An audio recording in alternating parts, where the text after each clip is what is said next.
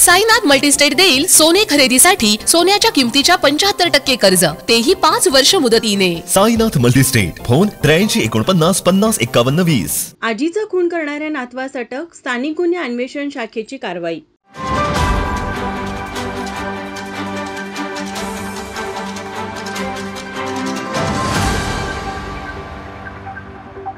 उसने पैसे दिले नसल्याच्या रागातून नातवाने आजी श्रीमती सगुना तुकाराम जाधव वय 80 यांचा खून करून आजीच्या हातातील सोन्याच्या 2 पाटल्या व कानातील सोन्याचे कर्णफुले घेऊन पसार झाला होता। याबाबतची फिर्याद सुशांत पुंडलिक जाधव वय 31 राहणार सेनापती कापशी तालुका कागल यांनी मुरगुड पोलीस ठाण्यात गुन्हा दाखल केला होता। या गुन्ह्याचे गांभीर्य ओळखून पोलीस अधीक्षक महेंद्र पंडित यांनी स्थानिक गुन्हे अन्वेषण शाखेचे पोलीस निरीक्षक रवींद्र कळमकर यांना तपास करण्याच्या सूचना दिल्या होत्या। त्यानुसार पोलिसांनी 2 पथके तयार करून गुन्ह्यातील शोध सुरू केला असता पथकातील पोलीस अंमलदार विजय इंगळे, रोहित मर्दाने व प्रदीप पाटील यांना खुनातील संशयित आरोपी गणेश चौगले हा बालाजी चौक विक्रमनगर इचलकरंजी येथे असल्याची गोपनीय माहिती मिळाली। त्यानुसार या ठिकाणी पोलिसांनी सापळा रचून गणेश राजाराम चौगले वय 28 राहणार विक्रमनगर इचलकरंजी याला अटक केली आहे। याबाबत पोलिसांनी चौकशी केली असता त्याने काढलेले कर्ज फेडण्याकरिता आजीकडे 1 लाख रुपयांची मागणी केली होती, परंतु आजीने पैसे देण्यास नकार दिल्याने आपल्या मित्राच्या मदतीने आजीचा गळा आवळून खून केल्याची गणेश चौगले याने कबुली दिली। या प्रकरणी गणेश चौगले याचा मित्र नरेश उर्फ नरेंद्र दगडू करपे